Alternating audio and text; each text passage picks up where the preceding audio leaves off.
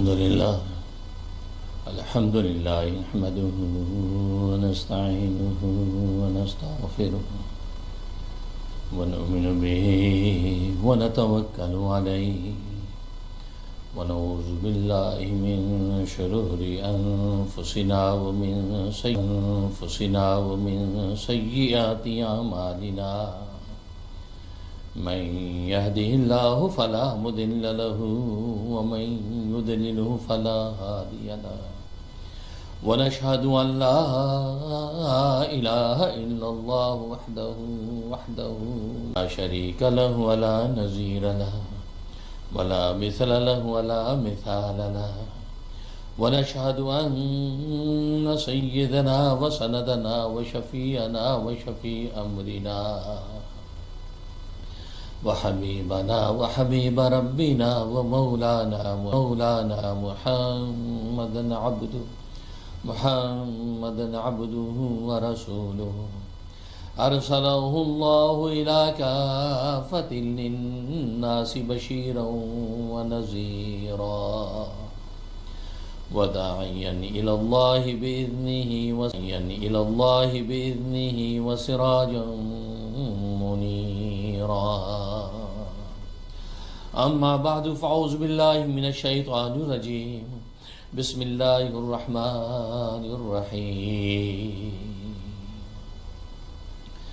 قد أفلح من اسم ربه فصلى بل تؤثرون الحياة الدنيا والآخرة خير وأبقى إن هذا لفي الصحف الأولى صحف إبراهيم وموسى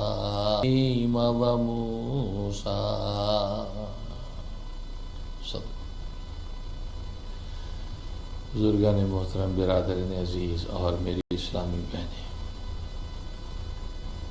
اللہ تبارک و تعالی نے آسمان و زمین کی اس دنیا میں ایک اصول جاری کر رکھا، جس چیز کی ابتدا ہوتی ہے اس چیز کی انتہا بھی ہے۔ گویا کہ کوئی بھی چیز ایسی نہیں ہے کہ جس کا مبدا تو ہو اور اس کا منتہا نہ ہو، یا کسی چیز کا منتہا ہو اور اس کا مبدا نہ ہو۔ ہاں، کسی بھی چیز کا ایک مبدا ہے، یعنی اس کا نقطہ ابتدا ہے، اور ایک اس کا منتہا ہے، یعنی اس کا نقطہ انتہا ہے۔ اور یہ اصول ایسا ہے کہ جس طریقے سے یہ اصول تکوینی ہے، یہ تشریح بھی ہے، یعنی تکوینی کائنات، اس کا بھی ایک مبدا ہے اور اس کا ایک منتہا ہے۔ اسی طریقے سے تشریح جتنی عبادات نظر آتی ہیں ان کا بھی ایک مبدا ہے اور ایک اس کا منتہا ہے۔ تو گویا کہ مادی امور ہوں یا معنوی امور ہوں، تشریعی امور ہوں یا غیر تشریعی امور ہوں یا غیر تشریعی امور ہوں، تمام کی تمام چیزوں کا ایک مبدا اور ایک منتہا ضرور ہوتا ہے۔ اور پھر عجیب بات یہ ہے کہ انسان کی نیچر اللہ تبارک و تعالی نے ایسی بنائی ہے کہ وہ کسی بھی چیز کی ابتدا کے وقت بھی خوشی مناتا ہے، انتہا کے وقت بھی وہ خوشی مناتا ہے اور اظہار مسرت کرتا ہے۔ مطلب یہ کہ یعنی اگر دنیا کے اندر مادی امور میں مکان بنانے لگتا ہے تو جس دن مکان بنانا شروع کرتا ہے اس وقت بھی خوشی مناتا ہے کہ ماشاءاللہ ہم اپنا گھر بنا رہے ہیں، اور جب وہ گھر بن کر مکمل ہو جاتا ہے ماشاءاللہ ہم اپنا گھر بنا رہے ہیں، اور جب وہ گھر بن کر مکمل ہو جاتا ہے تو اس تکمیل والے دن بھی خوشی مناتا ہے کہ ماشاءاللہ ہمارا گھر مکمل ہو گیا ہے۔ یا اسی طریقے سے اگر کاروبار شروع کرتا ہے تو جس دن کاروبار شروع کرتا ہے اس دن بھی خوشی مناتا ہے، اور ماشاءاللہ جب مفت مٹھائیاں بانٹتا ہے کہ آج ماشاءاللہ ہمارا کاروبار شروع ہو رہا ہے، آج ہماری دکان کی اوپننگ ہو رہی ہے، تو اس پہلے دن کے آغاز میں بھی خوشی مناتا ہے، اور جب وہ انتہا کو پہنچتا ہے اور کاروبار خوب ترقی کرتا ہے تب بھی خوشی مناتا ہے۔ بالکل اسی طریقے سے بچے کو جب اس وقت بھی اس کا خوشی کا مقام ہوتا ہے کہ ماشاءاللہ آج بچہ ہمارا پڑھنے کے قابل ہوا ہے، آج اس بچے کو ہم مدرسے میں داخل کر رہے ہیں، آج اس مدرسے کے اندر اسکول کے اندر بچے کا پہلا دن ہے، تو خوشی مناتا ہے۔ اور پھر وہ بچہ اپنی ڈگری مکمل کر لیتا ہے اور تعلیم کے سارے مراحل جب مکمل ہو جاتے ہیں تو تو بھی اس کی گریجویشن کی دن خوشی مناتا ہے کہ آج ماشاءاللہ ہمارے بچے نے گریجویشن کر لی ہے، آج ہمارا بچہ جو ہے ساری تعلیم کی منازل اپنی مکمل کر چکا ہے۔ تو گویا کہ انسان آغاز میں بھی خوشی مناتا ہے اور اختتام پر بھی خوشی مناتا ہے، لیکن آغاز پر خوشی توقع پر ہوتی مناتا ہے، لیکن آغاز پر خوشی توقع پر ہوتی ہے اور انتہا پر خوشی واقع پر ہوتی ہے۔ توقع کا مطلب یہ ہے کہ بچوں کو آپ نے اسکول کے اندر داخل کیا، بچوں کو آپ نے مدرسے کے اندر داخل کیا، وہ اس توقع پر آپ خوشی مناتے ہیں کہ ماشاءاللہ اب یہ بچہ تعلیم کے سارے مراحل طے کرے گا، اس توقع پر آپ اس ایکسپیکٹیشن پر آپ خوشی مناتے ہیں کہ ماشاءاللہ یہ انشاءاللہ یہ عالم بن جائے گا، یہ گریجویٹ ہو جائے گا، یہ ڈاکٹر بن جائے گا، انجینئر بن جائے گا، اس توقع پر خوشی مناتے ہیں۔ لیکن جب وہ گریجویٹ ہو جاتا ہے اور عالم بن جاتا ہے اور علم منازل طے کا وہ گریجویٹ ہو گیا ہے اور ماشاءاللہ وہ عالم ہو گیا ہے، وہ حافظ ہو گیا، اس لیے آپ خوشی مناتے ہیں۔ تو گویا کہ ابتدا میں جو خوشی منائی جاتی ہے وہ توقع پر ہوتی ہے اور انتہا پر جو خوشی منائی جاتی ہے وہ واقع پر ہوتی ہے۔ لیکن انسان خوشی ضرور مناتا ہے، بھلے ابتدا میں خوشی منائے، بھلے ابتدا میں خوشی منائے، بھلے وہ انتہا میں خوشی منائے، لیکن اظہار مسرت ضرور کرتا ہے۔ یہ اللہ تبارک و تعالی انسان کی ایک جبلت اور انسان کی ایک طبیعت رکھی ہے۔ تو جیسے مادی امور کے اندر ہم چیزیں دیکھتے ہیں کہ وہاں ابتدا اور انتہا پر خوشی مناتا ہے، بچہ پیدا ہوتا ہے فخر کا اظہار کرتا ہے کہ آج ہمارے یہاں ماشاءاللہ بچہ پیدا ہوا ہے، لیکن اس کے انتہا پر جب بچہ بوڑھا ہو گیا، اپنی عمر طے کر گیا، اب وہ دنیا سے جب جاتا ہے تو سوال یہ پیدا ہوتا ہے، اس وقت تو کوئی خوشی نہیں مناتا، وہ تو غم کا مقام ہوتا ہے کہ یہ جو ہے آج بڑے میاں جو ہے 70 سال 80 سال کی زندگی، جو ہے آج بڑے میاں جو ہے 70 سال 80 سال کی زندگی گزارنے کے بعد دنیا سے جا رہے ہیں۔ تو وہ اصول کہاں گیا کہ ابتدا میں بھی خوشی، انتہا میں بھی خوشی، جب عمر کی انتہا کر چکا ہے تب بھی خوشی منانی چاہیے، اس کو خوشی کیوں نہیں مناتا، اس کو غم کیوں کرتا ہے؟ اس کا جواب اصل میں یہ ہے کہ حقیقتی طور پر دیکھا جائے تو وہ بھی خوشی کا ہی مقام ہے، وہ غمی کا مقام نہیں ہے، لیکن انسان چونکہ کمزور ہے اس لیے اس خوشی کو سہار نہیں سکتا، برداشت نہیں کر سکتا۔ کیوں؟ اس لیے کہ عقل کا تقاضا یہ ہے کہ دیکھیں ایک انسان ادنا مقام سے اعلیٰ مقام کی طرف اگر منتقل ہو جائے، اس پر خوش ہونے چاہیے یا انسان کو جو غمزدہ ہونا چاہیے؟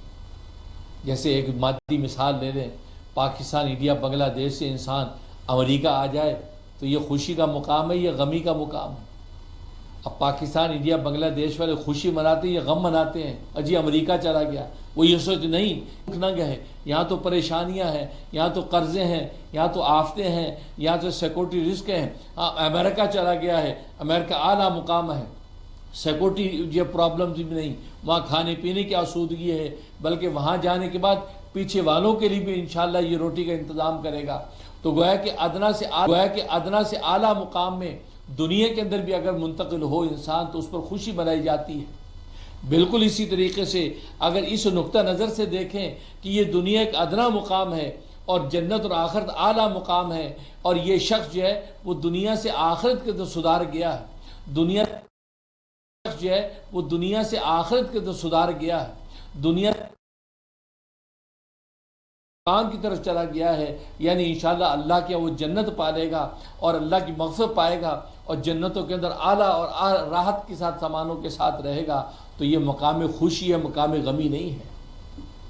تو تحفۃ المومن، موت مومن کا تحفہ ہے۔ الموت جسر یس الحبیب الحبیب، کہ موت ایک پل ہے جو محبوب کا محبوب سے ملاتا ہے۔ تو گویا کہ حضرت صلی اللہ علیہ وسلم نے مومن کا تحفہ قرار دیا موت کو کوئی غمزدہ چیز قرار نہیں دیا، بلکہ یہ تو موت تو مومن کا تحفہ ہے۔ یہ سوال کہ لوگوں کو غم کیوں ہوتا ہے، دکھ کیوں ہوتا ہے؟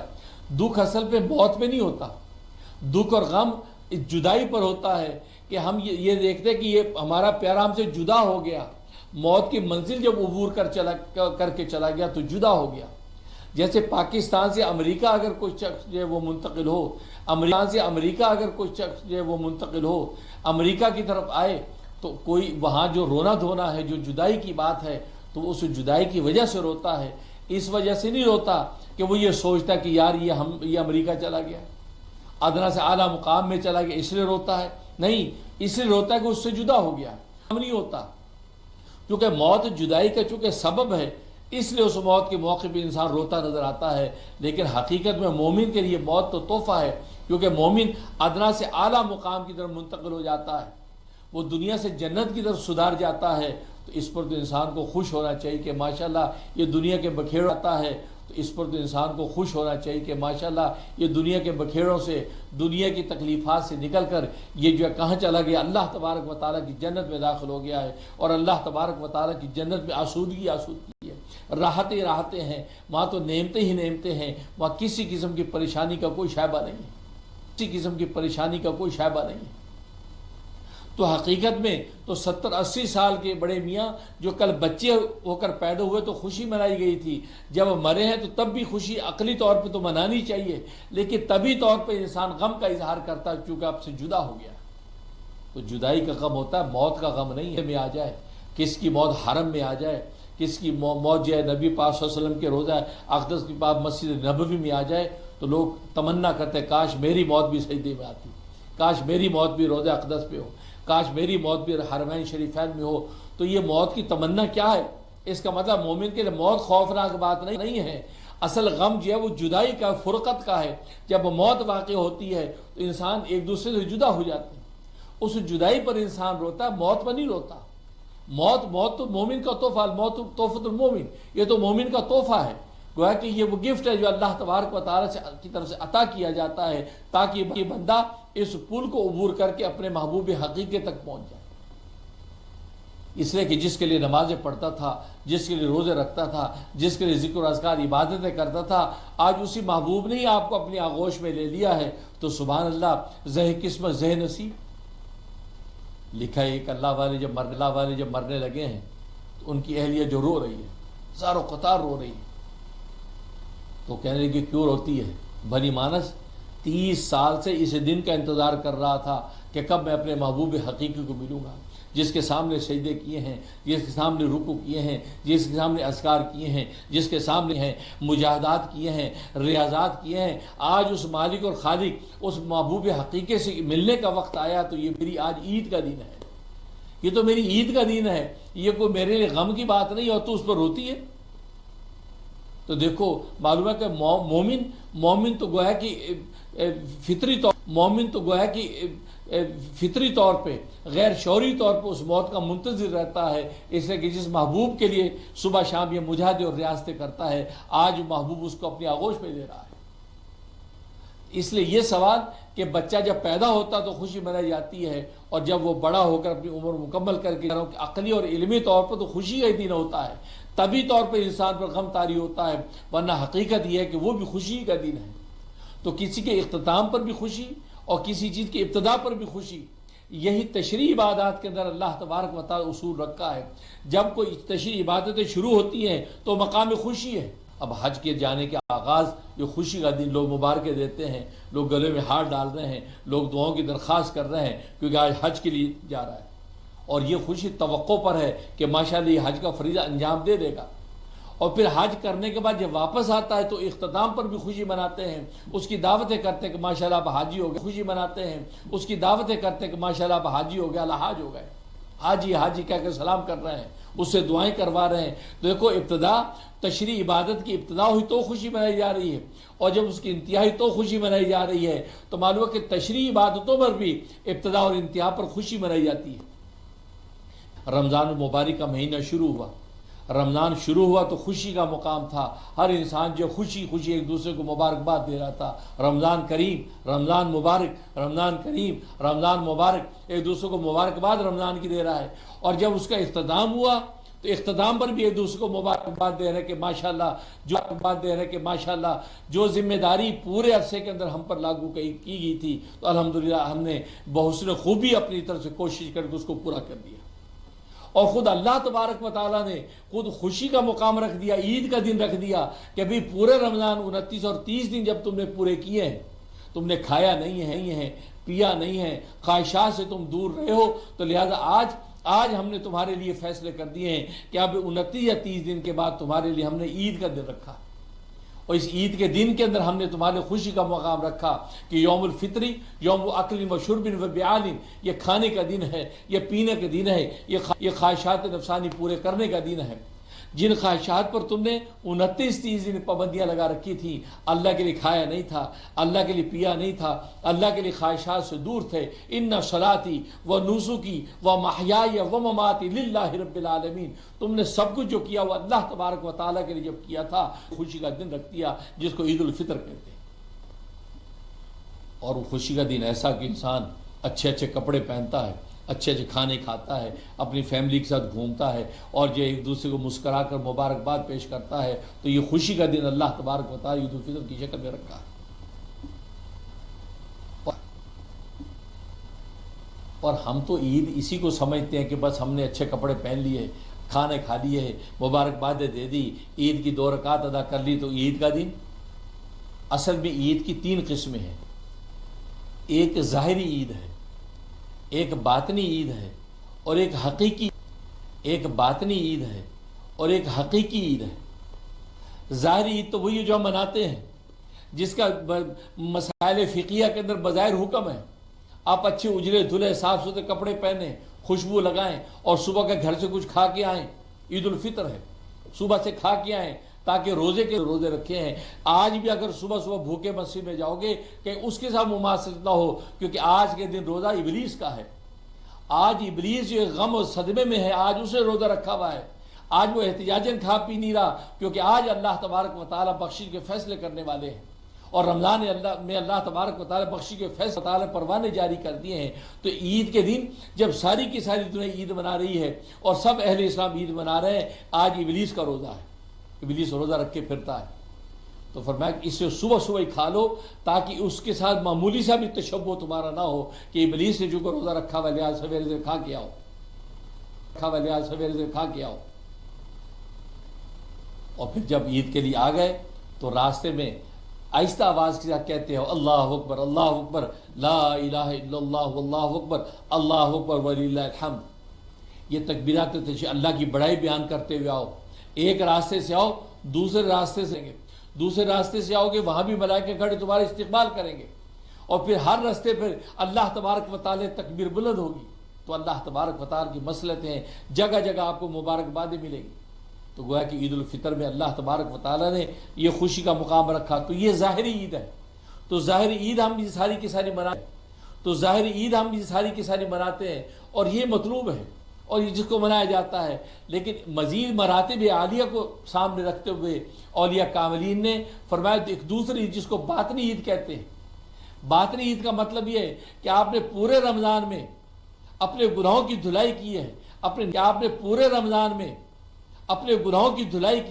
اپنے نفس کو پاک کیا ہے، اپنے کھانے پینے کے شرور سے بچنے کے لیے کھانے پینے سے ہاتھ کھینچا ہے، اور یہی چاہ کہ یا اللہ کھانے کے شر سے ہمیں بچا، پینے کے شر سے ہمیں بچا، خواہشات کے شر سے ہمیں بچا، یہاں تک کہ جب آپ تمام کی تمام یہ مراسم مکمل کر چکے۔ باطنی عید کا مطلب اپنے گناہوں سے ہٹ کے اللہ تبارک و تعالیٰ کی طرف لوٹے۔ جیسے آپ رمضان کے اندر حلال سے بھی اپنے ہاتھ کو روک کے بیٹھے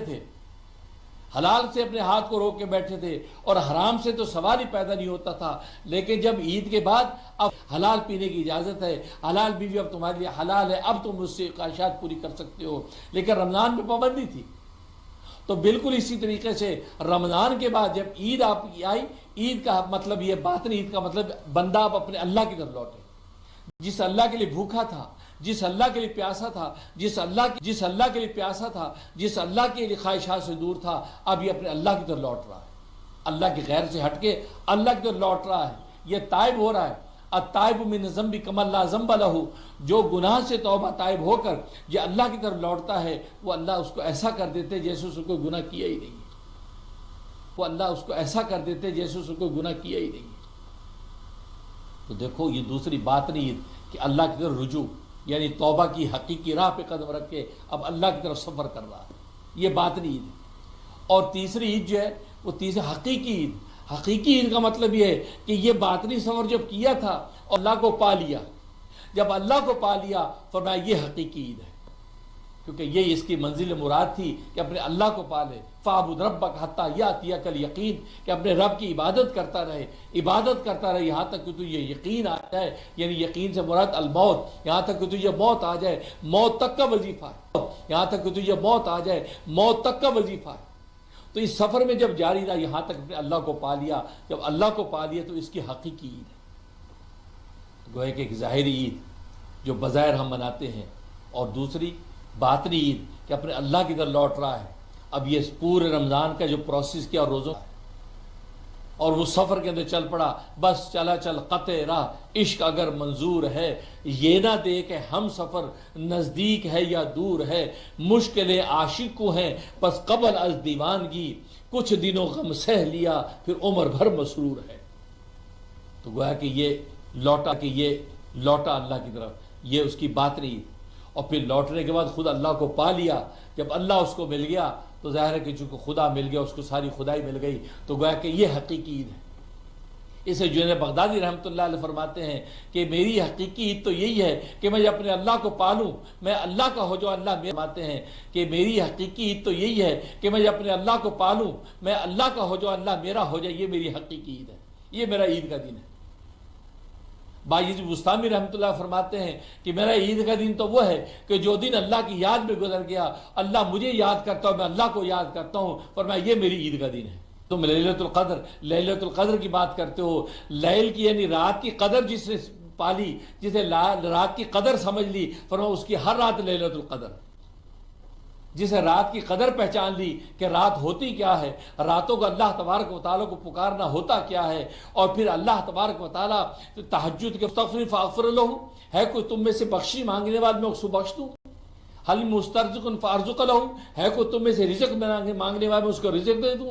فہل مبتلا فوافیہ، ہے کوئی کسی مصیبت میں مبتلا میں اس کو عافیت دے دوں. اللہ قضا. ایک ایک ضرورت کا نام لے کر اللہ تبارک و تعالیٰ تہجد کے وقت میں اعلان عام کرتے ہیں. فرمایا کہ اس وقت میں اللہ کو پکار لوں، اللہ کو پالوں. فرمایا کہ یہ عید کا دن ہے.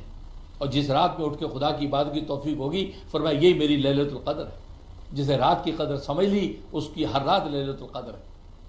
تو معلوم ہے کہ عید ہم نے منا لی، لیکن دوستو حقیقت ہے کہ اپنے اللہ کی طرف رجوع، کیونکہ وہ یزکیہم کا پورا تقاضا اس رمضان کے اندر پورا ہوا ہے. ہمارے نفس کو پاک کیا گیا، تزکیہ نفس کیا گیا ہے. مقصد یہ تاکہ ہم اپنے اللہ کو پا لیں، کیونکہ ہمارا دل پاک ہوگا تو پاک ذات کی محبت دل میں اترے گی. اب جب یہ پورا پروسیس کیا، اب رمضان کے بعد اس کو ہم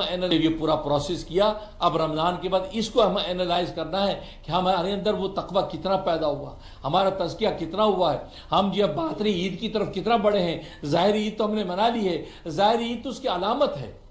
ظاہری عید تو اصل میں علامت ہے. اللہ تبارک و تعالیٰ اصل تو اس خوشی پر خوشی منانے کا موقع دے رہے ہیں. علامت ہے اللہ تبارک و تعالیٰ اصل تو اس خوشی پر خوشی منانے کا موقع دے رہے ہیں کہ جو خوشی رمضان میں اللہ کو یاد کرنے پر تمہیں ملی تھی. تمہیں رمضان میں اللہ کو یاد کیا تھا، اللہ کے لیے بھوکے رہے تھے، اللہ کے لیے پیاسے رہے تھے. اس وقت جو تمہیں عبادت کی لذت ملی تھی، اصل تو خوشی تم اس پر منا رہے ہو. اور یہ ظاہری خوشی تو اس کے اب احرام باندھ کے 2 چادریں پہن لیتا ہے تو جو 2 چادریں احرام نہیں ہیں. احرام تو اس نیت کا نام ہے کہ جس میں جنایات سے بچ رہا ہے، جس میں خشوع سے بچ رہا ہے، جس میں جو ہے وہ کسی جنایت سے بچ رہا ہے. یہ احرام تو اس کا نام ہے. یہ چادریں اس کی علامت ہے. چادروں میں دیکھ کر کہتے ہیں ماشاءاللہ یہ مہریں پہن رکھی ہیں، تو حقیقت میں چادریں اوڑھ لینا یہ احرام نہیں ہے. احرام اس نیت کا نام ہے کہ جب اللہ کے گھر میں جانے کی نیت کرتے ہیں، کبھی حج کی کرتے ہیں، کبھی عمرے کرتے ہیں، اس نیت کرنے کے بعد تم کہہ دیتے لبیک اللہم لبیک لبیک لا شریک لک لبیک ان الحمد والنعمت لک والملک لا شریک لک. جب یہ تم کہہ دیتے ہو تو گویا کہ باطنی نیت جب تم نے ظاہر کر دی، اب تم محرم ہو گئے. لیکن اگر نیلی 2 چادریں لپیٹ لیں اور یہ نیت کا اظہار نہیں کیا تو آپ محرم نہیں ہیں، آپ کی جنایت نہیں ہے. تو معلوم ہوا کہ اصل تو وہ احرام ہے کہ جو آپ نے نیت باندھ رکھی ہے. اب باقی چادریں اس کی علامت ہیں. بالکل اسی طریقے سے ظاہری عید یہ تو ایک علامت ہے اس بات کی کہ جو رمضان میں تم نے محنتیں کی تھی، خدا کو پانے کے لیے تم نے سجدے دیے تھے، خدا کو پانے کے لیے تم بھوکے رہے تھے، خدا کو پانے کے لیے اپنے خواہشات قربان کی تھی. اصل تو وہ ہے. اصل وہ ہے، تو اس پر عید منانے کے لیے محنت کی. ہم نے اپنے اللہ کو پانے کے لیے اپنا کھانا چھوڑ دیا، اللہ کو پانے کے لیے اپنے پینا چھوڑ دیا، اللہ کو پانے کے لیے اپنی لذیذ خواہشات چھوڑ دی. ہم نے اپنے نگاہ اپنے خدا کو پانے کی طرف رکھی ہے. اصل تو عید وہ ہے. تو وہ اصل میں وہ عید ہے جس کی خوشی منانی ہے. لیکن اللہ تبارک و تعالیٰ نے ایک ظاہری علامت آپ کو دے دی ہے، اور ظاہری علامت میں آپ دنیا کے اندر اچھے کپڑے پہن کے عیدگاہ کے اندر آ کر عید مناتے ہیں، اور ظاہری عبادت کر کے اصل میں اس باطنی عبادت کا اظہار کرتے ہیں. جب یہ ظاہری عبادت اس طریقے سے کر کے واپس لوٹتے ہیں تو اللہ تبارک و تعالیٰ اپنے جلال و عزت کی قسم ہیں اور ملائکوں کو گواہ بنا کے کہتے ہیں، یہ میرے بندے اور بندیاں جو عید نماز پڑھ کے واپس لوٹ رہے ہیں، تم لوگ گواہ رہنا، میں نے ان کے گناہوں کو نیکیوں سے بدل دیا. دیکھو وہ جو باطنی نیت لے کے آپ گئے تھے، وہ جو باطنی عید کا جذبہ لے کے گئے تھے، وہ جو تم حقیقی عید کا جذبہ لے کے گئے تھے، اللہ اس پر حقیقی عید کا جذبہ لے کے گئے تھے، اللہ اس پر آپ کے انعام کا اظہار کر رہا ہے.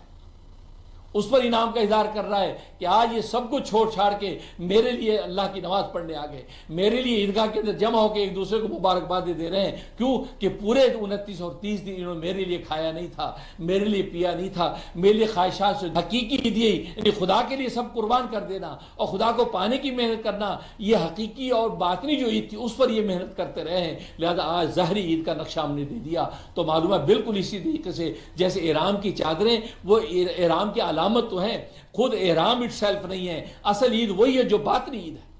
تو ہے خود احرام اٹ سیلف نہیں ہے، اصل عید وہی ہے جو باطنی عید ہے. اصل عید وہی جو حقیقی عید ہے. اس پر آپ کے جذبات کیا ہیں، اللہ تبارک و تعالیٰ کے اس کے مطابق فیصلے کیے جاتے ہیں. اس سے ناظرین حاضرین اب اس پر فوکس کریں کہ ہماری باطنی عید کا سفر کہاں تک پہنچا، ہماری غیر سے نگاہ ہٹا کے اللہ کی طرف چلنے کا کتنا سفر طے کیا، پھر اللہ کو پانے کا سفر ہمیں کتنا ملا ہے. یہ اس پر فوکس کریں. اگر اس میں آپ کامیاب ہو گئے ہیں، اس کا مطلب ظاہری عید جو ہے وہ واقعی نفع سے خالی نہیں ہے، وہ کھوکھلی نہیں ہے، وہ نرا لباس نہیں ہے، اندر اس کی حقیقت بھی موجود ہے. بالکل اسی طریقے لیکن حقیقت موجود اگر نہیں ہے پھر کی بات ہے، پھر اللہ تبارک و تعالیٰ کے سامنے توبہ طائب ہو کر سجدے میں گرنے کی ضرورت ہے. یا اللہ رمضان میں ہم نے اصلی و حقیقی عید کا لطف اٹھایا نہیں، باطنی و حقیقی عید کا لطف اٹھایا نہیں ہے. یا اللہ تو معاف کر دے جو کوتاہی لغزش ہو گئی ہے. تو اللہ تبارک و تعالیٰ ایسا کریم ہے کہ اللہ تبارک و تعالیٰ فوراً بخشی کے فیصلے کر لیں گے. کیونکہ یہ شوال کا مہینہ یہ ایام حج ہے.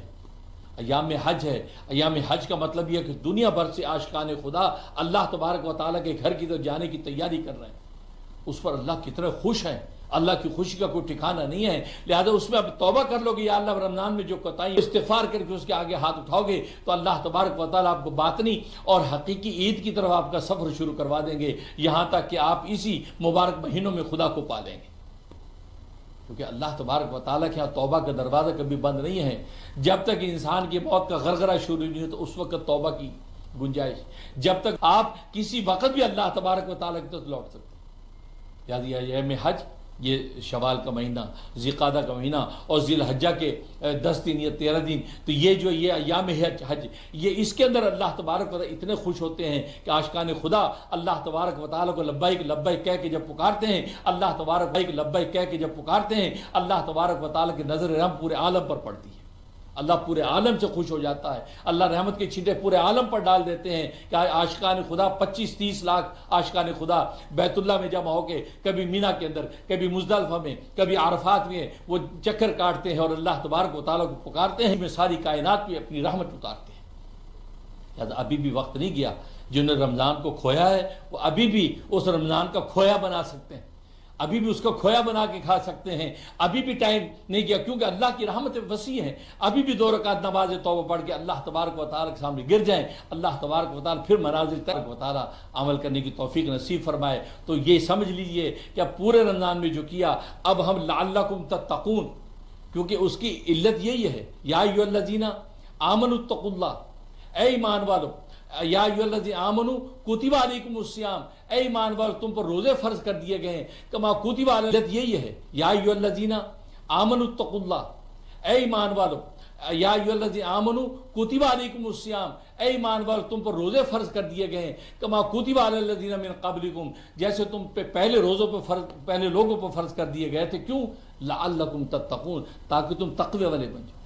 اب قرب کتنا ملا ہے، خدا کی طرف کتنا لوٹنا نصیب ہوا، خدا کو پانا نصیب ہوا، ہماری باتوں میں ذوق اور لذت کتنی آئی، ذکر و اذکار کا مزہ کتنا ملا ہے، نمازوں کی پابندی کتنی ہوئی ہے۔ اب یہ انالائز کرنا ہمارا کام ہے۔ جب یہ انالائز کریں گے، اس کے اندر ترقی اگر ہے تو سمجھو کہ انشاءاللہ ہماری یہ عید جو ہے وہ باطنی عید تھی، ہماری عید قیامت اپنی حقیقت کے ساتھ ہمیں اللہ نے نصیب فرما دی۔ اس پر بھی 2 رکعت نماز شکرانہ ادا کرو، اللہ تبارک و تعالیٰ مزید اپنا قرب نصیب فرما دے۔ اللہ سے دعا ہے کہ اللہ تبارک و تعالیٰ عمل کرنے کی توفیق نصیب فرمائے۔ وآخر دعوانا الحمدللہ رب العالمین۔